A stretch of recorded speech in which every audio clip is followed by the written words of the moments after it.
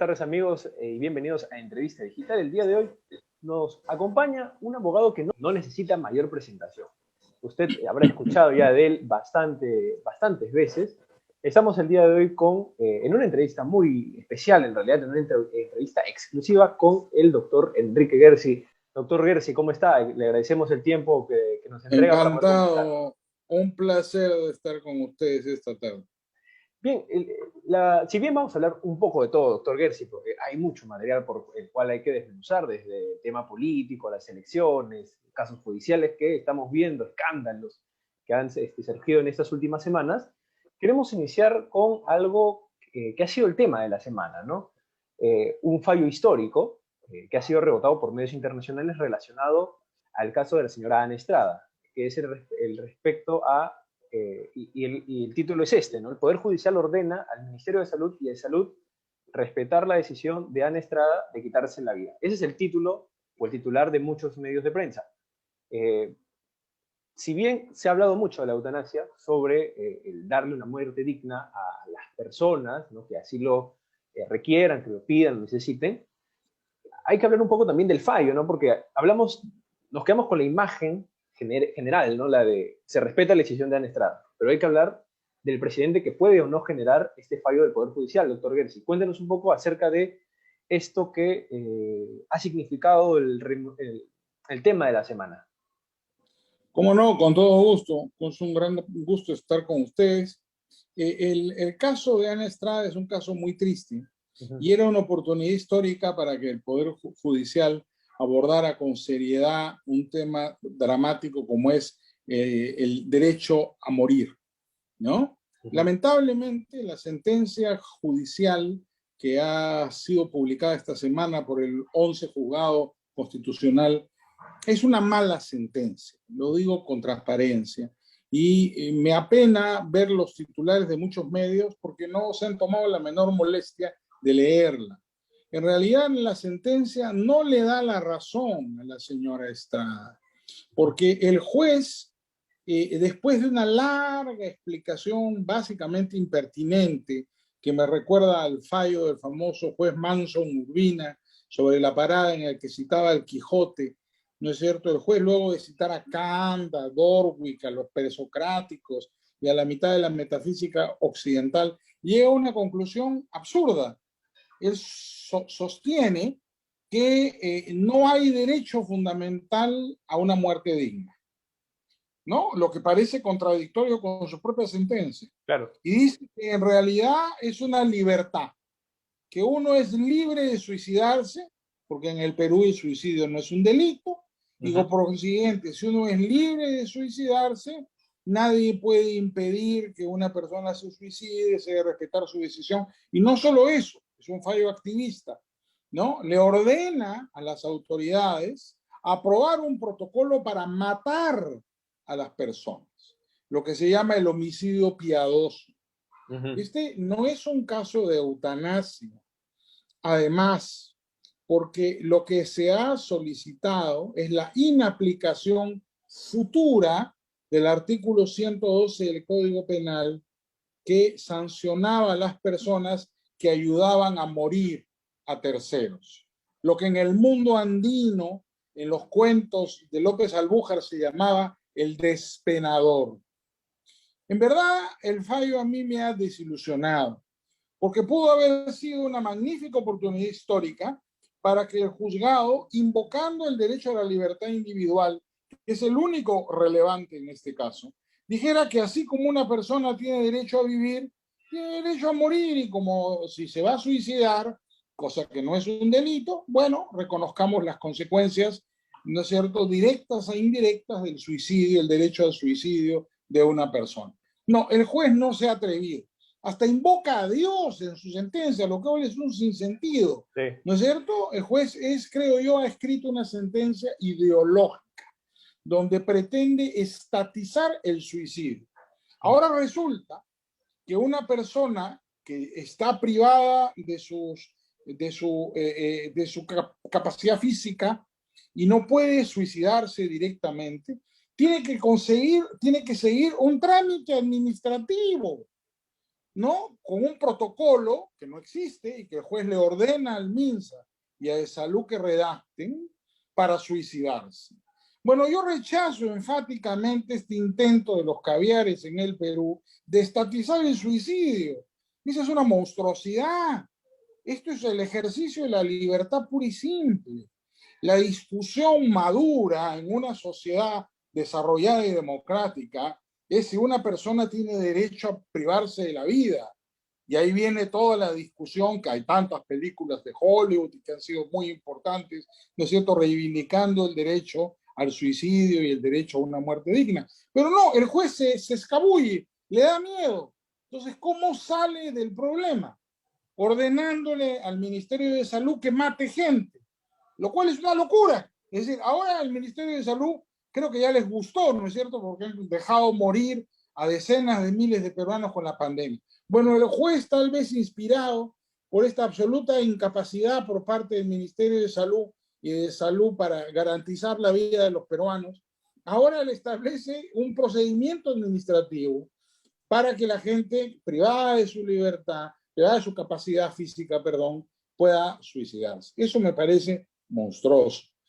Creo que el fallo es una oportunidad desaprovechada. Pudo haber sido un fallo espléndido, una reivindicación de la libertad y un derecho a la persona que ya no puede más a dejar este mundo. Claro. Pero se ha convertido en una nota a pie de página de la construcción del estado terapéutico al que denunciaba Thomas Szasz como una forma de confundir ciencia con Estado, ¿no es cierto?, y privarnos de la libertad a los ciudadanos. Por eso es que la sentencia me parece tan mala y me parece que es solamente un producto ideológico con el que pretenden disfrazar, ¿no es cierto?, de estatismo y de manipulación ideológica, un problema que ha debido tratarse de una forma mucho más transparente. Ahora, doctor Gersi, creo que coincidimos en que, y usted mismo lo ha señalado, era una oportunidad de marcar un precedente, porque ha habido mucho conflicto en relación a la eutanasia, ¿no? No estamos hablando en este momento de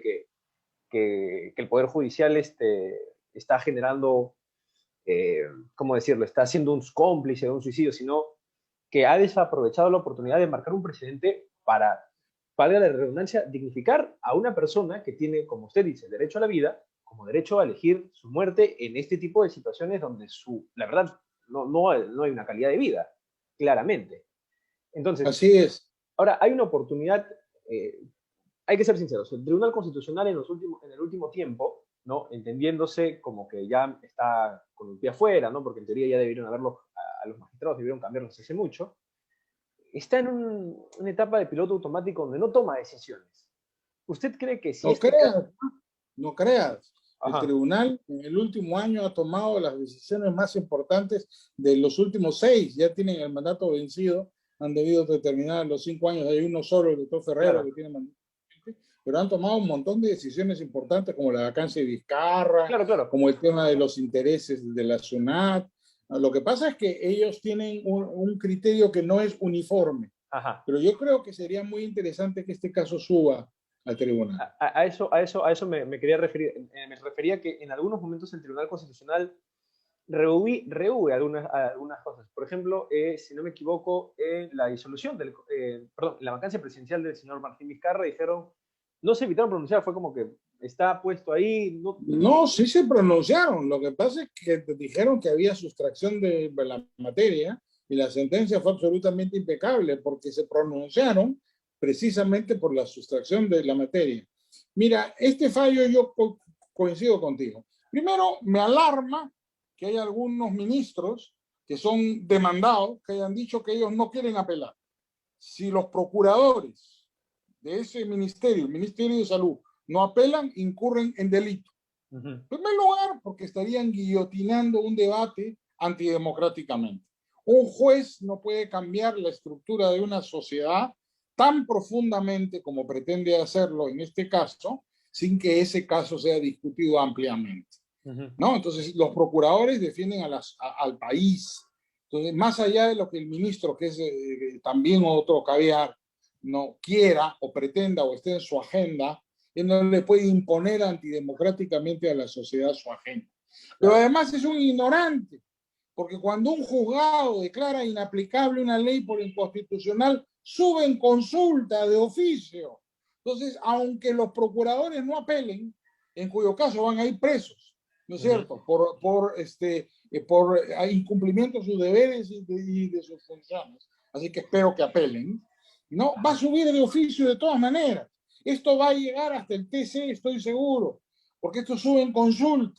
Y estoy seguro que la sala lo va a revocar, porque esta es una barbaridad. ¿Por qué lo va a revocar? Mira, el fallo lamentablemente no está bien, por una razón que la sala no puede dejar vigente esta sentencia. Te explico. Los amparos son para retrotraer, para regresar la situación al estado anterior a la violación. Son hacia atrás. Claro. ¿Ya? Este no es un amparo para regresar la situación al estado anterior a la violación, porque no hay ninguna. La señora Estrada no se ha suicidado. Y ella está pidiendo que cuando se suicide, cuando decida suicidarse, eso dice la sentencia, en un futuro indeterminado, la persona que la ayude no puede ser procedida, no puede ser procesada penalmente. Eso dice el fallo. Es un fallo futuro. Eso no es una acción de amparo, pues. Es una acción de inconstitucionalidad por una situación de hecho inconstitucional, ¿no? Que está disfrazada de acción de amparo. Eso en la corte lo van a revocar. Por eso no es un... Han desnaturalizado el proceso. Entonces, esto va a acabar en el TC. Estoy seguro que el defensor del pueblo, que realmente su demanda es tan mala como la sentencia, Walter Gutiérrez es amigo mío, yo lamento decirlo, estoy seguro que no lo ha escrito él, se le debe haber encargado a gente de la clínica jurídica de la Católica, porque la sentencia, la demanda y el amigo curiae de la clínica jurídica de la Católica son igualitos, ¿no es cierto? Muy, muy parecidos. Esto va a llegar al TC. Y el TC en este caso no va a renunciar a fallar, el TC se va a pronunciar. Y va a ser muy interesante, porque en el TC yo creo que hay algunas personas que van a estar en desacuerdo con el tema de fondo, ¿no? Bien analizado, porque lo que va a hacer el TC va a entrar al tema, ¿no es cierto? El juez ha rehuido la discusión de fondo y ha dicho que no hay derecho fundamental a morir dignamente. Yo creo que el TC va a ir a la discusión de fondo. No va a ser como el juez que se va por un costadito, ¿no es cierto? Y dice que no hay derecho fundamental, pero como es el ámbito de la libertad, puede ser objeto de reglamentación. Claro. Ya ordena al Estado, al Poder Ejecutivo, aprobar un reglamento. Por eso te decía, pretende estatizar el suicidio. Es un delirio esa sentencia, ¿no es cierto? Además, forma parte de una agenda política de la izquierda en el Perú, para ir limitando cada vez más los espacios de la libertad individual. Ya ni siquiera nos dejan morir libremente.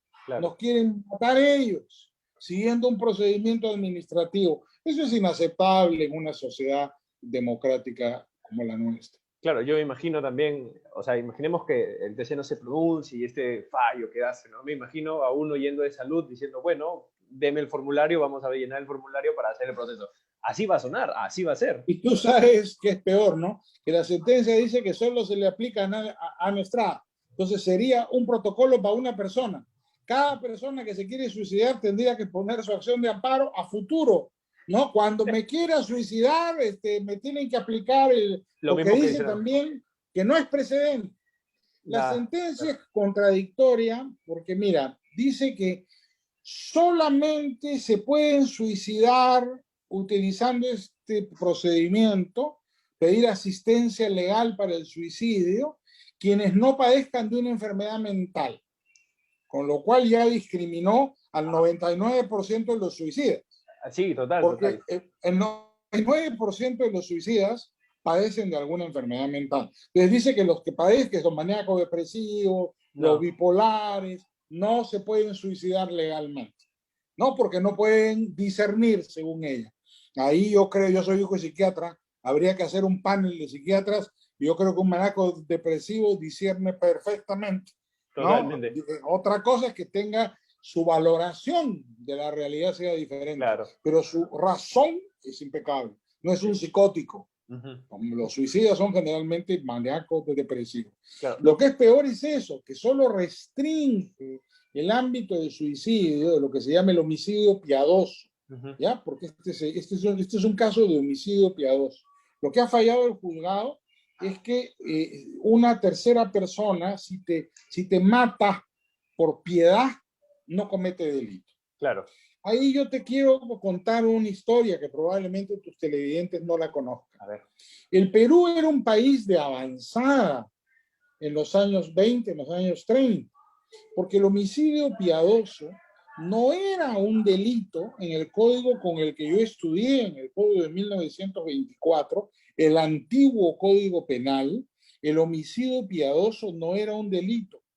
Por eso López Albújar, el famoso escritor costumbrista peruano, que fue juez instructor, cuenta en sus historias sobre los pueblos de la sierra las historias de los despenadores, que eran estos señores que quitaban las penas, por eso se llama despenador. Era precisamente una persona que la familia llamaba para que un enfermo dejara de sufrir y lo mataba por piedad. Por eso se llamaba el despenador. Lo que se sancionaba en el viejo Código Penal del 24 era matar a una persona en estado terminal a su solicitud, pero por motivos egoístas. El caso del heredero que mataba a la abuelita, no para que la abuelita dejara de sufrir, sino porque quería el billete. Eso era un delito en el 24.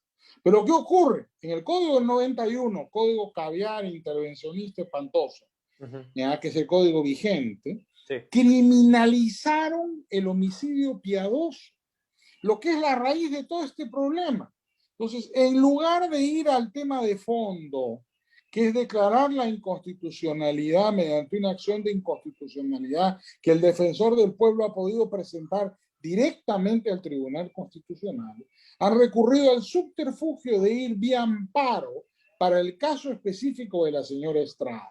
Yo creo que la señora Estrada tiene derecho a quitarse la vida y tiene derecho a pedirle a alguien que la ayude en ese tránsito. Claro. Yo creo que eso forma parte de la esfera de la libertad individual.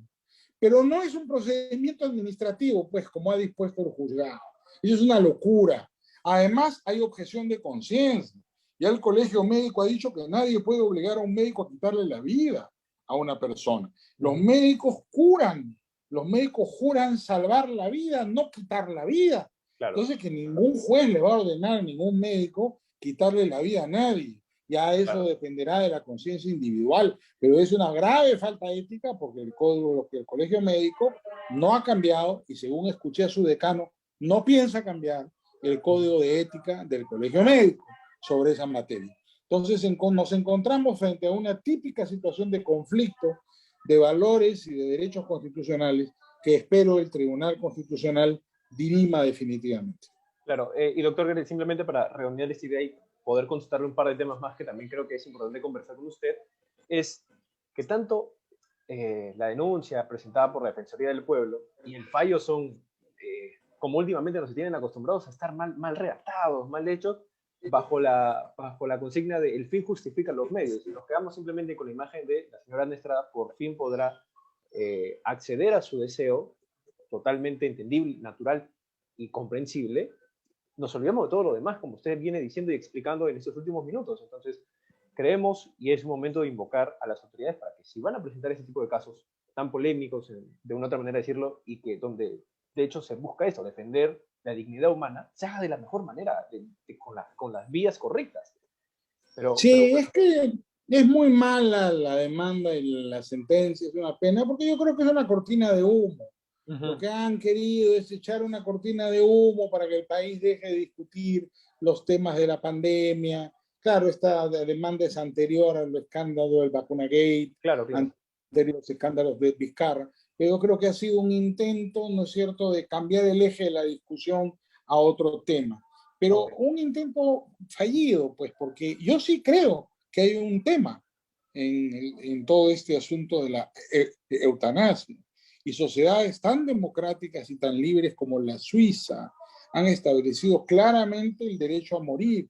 Y en Suiza hay clínicas, establecimientos médicos, donde uno, mediante todo un protocolo médico de cada clínica, puede ir a morir, porque lo desea, ¿no? Y uno pone fin a su vida, ¿no? Como la antigua máquina de la muerte, del ángel de la muerte, el doctor Jack Kevorkian, que fue muy famoso en los años 90. Tú te conectas a una máquina y tú aprietas el botón. Claro. Entonces, en realidad, la asistencia al suicida está en conectarle la máquina y simplemente te vas quedando dormido y mueres. Sí, claro. ¿No? En lugar de hacer un fallo importante que reivindique la libertad individual, han creado un trámite administrativo por vía judicial, lo cual es ilegal, inconstitucional y además es una tontería. Han degradado el nivel de la discusión moral, que debería ser una discusión por principio. Ahora, Mira, yo te voy a contar una historia sobre esto que le va a gustar a tus oyentes. Esta historia empieza con una de las hijas de Karl Marx. Laura, la segunda hija de Karl Marx tuvo dos hijas que se suicidaron y una tercera que murió de cáncer. La segunda, Laura, estaba casada, parece que era una mujer muy hermosa, y fue la heredera de Engels. Los Marx eran muy pobres, pero Engels era muy rico. Entonces Engels le dejó toda su fortuna a Laura. Laura fue muy rica. Y Laura se casa con un médico cubano, mulato cubano, el doctor Paul Lafargue. Lafargue se hace muy famoso en esa época, era un comunista también, por un libro que se llama El derecho al ocio, a la pereza, en francés, el droit du paresse, el derecho a la pereza, ¿no? Que es toda una tesis que desarrolla Lafargue sobre el derecho de la clase obrera a no trabajar. Pero lo interesante de esto, para la historia del suicidio, es que Lafargue y Laura Marx tienen una historia de amor terrible, muy intensa. Ellos vivían a las afueras de París en un hermoso chalet que había dejado en herencia Engels, el general, como lo llamaban, y cuando Laura, enferma de cáncer a la vejiga y va a morir, Lafargue se vuelve loco porque dice que él no podía vivir un minuto sin su mujer. Y hacen un pacto suicida. Y la primera máquina para morir, la primera máquina de suicidio, la inventa Lafargue. Y se suicida él y la hija de Marx simultáneamente en una historia de amor. ¿No es cierto? Porque no podían vivir el uno sin el otro. Entonces, claro, en lugar de eso, en lugar de hacer una argumentación política, jurídica, moral, sustantiva, el juzgado, ¿no es cierto?, se ha limitado a repetirnos una serie de monsergas y galimatías caviares que han trivializado la discusión. Yo lo siento por Ana Estrada, creo que debería respetarse su libertad individual y no ser objeto de una politización de la muerte, que lo único que conlleva, creo yo, es una degradación moral más de la sociedad peruana. Le agradecemos al doctor Enrique García que ha sido tan amable en explicarnos esto, que va a ser motivo de discusión en estos días próximos, porque lo más probable es que una vez que llegue el TC y se muestre por qué este fallo está mal, muchas personas van a salir a decir que no, que la trivialización, que la política, que tal persona está en contra de la señora Nestra, porque es lo que va a sonar. Mucha gente, cuando llegue este fallo y se explique que está mal redactado, como usted mismo nos ha comentado, va a haber un movimiento grandísimo de la gente del 13 está en contra de Nestra. Ese va a ser el movimiento. Nadie va a leer de que estuvo mal hecho, no van a decir, bueno, los señores... yo creo que el debate por la eutanasia, el debate por el aborto, el debate por el matrimonio igualitario y el debate por la adopción de los niños por parte de las parejas gays es un debate que la sociedad peruana tiene que llevar a cabo. Claro. Y mejor que ocurra cuanto antes, ahora durante la campaña electoral, si es necesario, para que las posiciones queden claras. Le agradecemos, doctor Gersi. Vamos a avanzar rápido en el tema porque quería hacerle un par de consultas así súper breves, porque me parece importante que podemos aprovechar este tiempo. Primero quiero hablar sobre temas electorales, sobre el tema que también ha pegado esta semana, que es la exclusión del señor Rafael López Aliaga.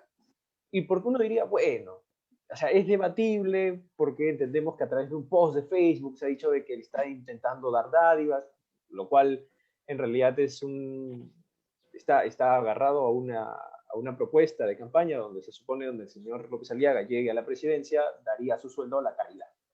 Lo importante de esto, y lo que ha generado un salto en la opinión pública, sobre todo en sus seguidores, es que se ha conocido el informe de fiscalización de la denuncia que se hizo, de una denuncia ciudadana, ¿no? Donde decía el señor está intentando dar dádivas. Y en el informe de fiscalización se menciona que no hay una prueba fehaciente de que exista una violación al artículo 42, si no me equivoco, del Código Electoral. Y aún así el jurado electoral especial dijo, lo tachamos. A pesar de que no tenemos pruebas, los tachamos. Claramente ante este tipo de revelaciones el señor López Aliaga no va a tener problemas en apelar, pero ¿qué precedente nos deja esto, no? De que un jurado electoral especial, a pesar de un informe de fiscalización de una denuncia, diga, no importa, a pesar de que no hay pruebas, hay que tacharlo. ¿Qué opinión tiene al respecto de este tipo de casos? Dos opiniones, una general y una particular. La general, para mí hay voluntad de fraude. Claramente este jurado electoral está conformado irregularmente. El Jurado Nacional de Elecciones debería tener 5 miembros, número impar. Mediante una acción de amparo se ha impedido que el Colegio de Abogados de Lima elija a su representante. Entonces hay número par, 4, con lo cual el presidente se ha arrogado, porque no tiene, voto dirimente. Normalmente con 5 no hay ningún voto dirimente del presidente. Pero como son 4, el presidente dirime y ha estado decidiendo lo que le da la gana. Basta que consiga el apoyo de un colega, ¿no? Entonces, para mí hay una clara voluntad de fraude. La izquierda caviar que controla el jurado de elecciones ha visto que sus candidatos naufragan en la impopularidad y yo creo que están haciendo todo lo posible para una de dos, que no haya elecciones, frustrando las candidaturas, o como el Consejo Revolucionario en Irán, dejar pues a 3 candidatos que son a los que les gustan a ellos y que la gente escoge entre ellos, ¿no es cierto? Ya está, listo, ¿no? Con lo cual esa elección quedaría vaciada de contenido, no sería una elección democrática. Ahora, un comentario en particular. Sí. No solo en el caso de Rafael, que es mi amigo, sino en el caso de George Forsyth, que no es mi amigo. De hecho, yo soy tío de su esposa todavía, Vanessa Terques, de manera que no tengo ninguna simpatía por el señor Forsyth. Pero en ambos casos se los ha excluido. Por razones diferentes, pero en ambos casos se los ha excluido el último día, porque hoy día ya no se puede excluir a nadie. Sí. El último día de la exclusión sacaron al primero y al tercero, según algunas encuestas. Eso, para mí, es voluntad de fraude. Ya deberían ellos estar llamando a sus seguidores a salir a protestar como el histórico manguerazo de Belaúnde del 59. No es la primera vez que lo tratan de hacer. Esto se ha querido hacer siempre. Las dictaduras, los gobiernos autoritarios, como el gobierno del señor Sagasti, que entró por la ventana al poder, siempre tratan de impedir que haya candidatos incómodos. Lo quisieron hacer el 59 con Belaúnde y el pueblo lo impuso. Yo creo que tanto Forsyth como López Aliaga deberían estar convocando a sus partidarios para protestar. Y en segundo lugar, jurídicamente, ya para contestar a tu pregunta, la exclusión de López Aliaga es ridícula. No es ninguna dádiva. Dádiva es darle algo a una persona para que vote por ella. Es decir, antes de la votación. ¿No? Es decir, yo le regalo una cocina a un señor para que vote por mí, eso es una dádiva, pues. O doy dinero para que voten por mí, eso es una dádiva. Lo que López Aliaga dijo fue ex post. Si soy elegido como una política de gobierno, yo personalmente renuncio a mi sueldo. Y Alan García lo hizo. Alan García cobraba un sol.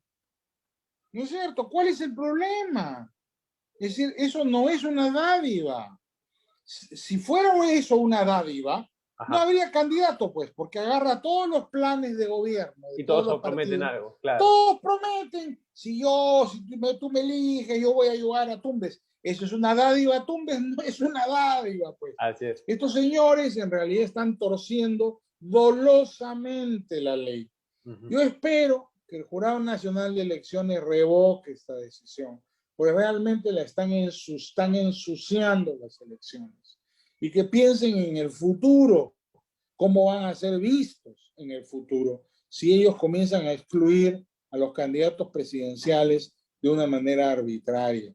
Espero que recuperen el criterio y las indéresis y se aplique correctamente la ley. Hay algunos candidatos como Verónica Mendoza que tenían imputaciones mucho más graves. Sí. Y que el jurado las pasó por agua tibia. Hernando de Soto nunca pudo mostrar su diploma de bachiller en estudios generales letras de la Católica y lo pasaron por agua tibia. Ahora quieren excluir a Forsyth y a López Aliaga. Yo creo que debería aplicarse un criterio común que predomine el derecho a la participación popular y que se acabe esta historia, porque ya las elecciones son ahorita y no podemos permitirnos una falta de legitimidad en el proceso. Sí, es más, y con esto más o menos quiero ir cerrando, también se habla mucho del criterio uniforme, porque se ha visto desdibujado con la relación del señor Salas, el presidente del Jurado Nacional de Elecciones, con el señor Martín Vizcarra, porque se dice, como no van a excluir a Vizcarra por un interés claro, entonces ahora se supone que no van a excluir a nadie. Y ese sería el criterio uniforme, porque sería muy evidente que por algo que no excluyen al señor Vizcarra, van a excluir a otros candidatos. Pero bueno, ese es un tema que vamos a dejar porque nos ha quedado corto el tiempo, doctor Gerson. La falta de exclusión de Vizcarra es un escándalo, como tú dices. Sí. Ciertamente, porque él era presidente y debió haber renunciado 6 meses antes. Esa decisión del jurado es realmente ilegal.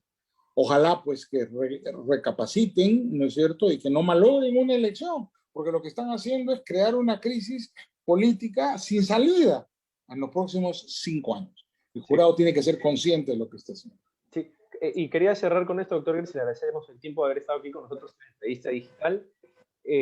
Nos queda en el tintero, nos queda hablar sobre Vizcarra y sus reuniones con las fiscales Sandra Castro, Rocío Sánchez, ¿no? Sobre si significa o no usurpación de poderes el meterse o ingerir en el Ministerio Público. Nos queda también pendiente hablar sobre las responsabilidades del Vacuna Gate, sobre lo que fue, o mejor dicho, no fue el informe Carbone, y sobre su pasada de mano con algunos funcionarios.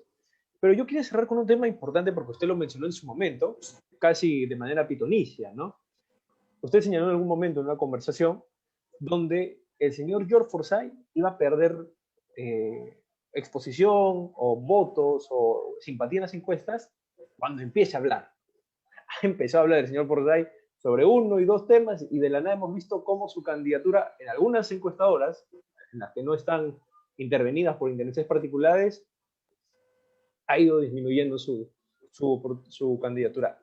Para cerrar pequeño con esto y le agradecemos nuevamente el tiempo, es ¿cómo cree que en este mes de marzo, a menos de 50 días de las elecciones, podría girar un poco? ¿Qué candidatos usted dice? Mira, si no hay fraude, si no hay fraude, siguen excluyendo a la gente, yo veo las cosas así. Ya la izquierda se movió. Lescano le quitó el sur a Verónica, sí. Lescano ya está en la segunda vuelta. Yo creo que Rafael López Aliaga va a pasar a la segunda vuelta con Lescano. Y va a ser una segunda vuelta Rafael López Aliaga Lescano.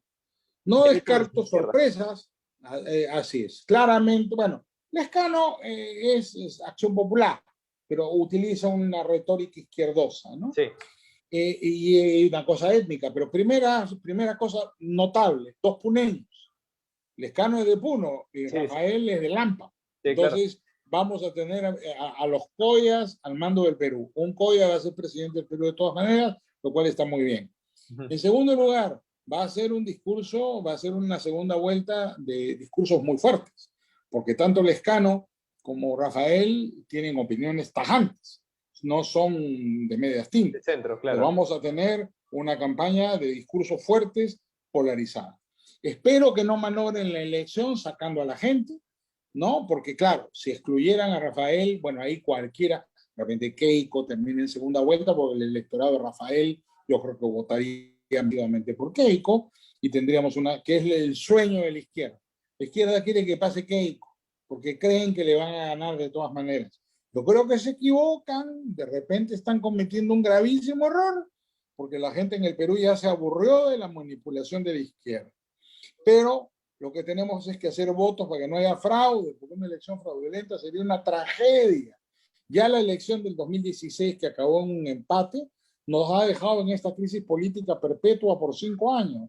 No podemos seguir en crisis política, tiene que terminar la crisis política.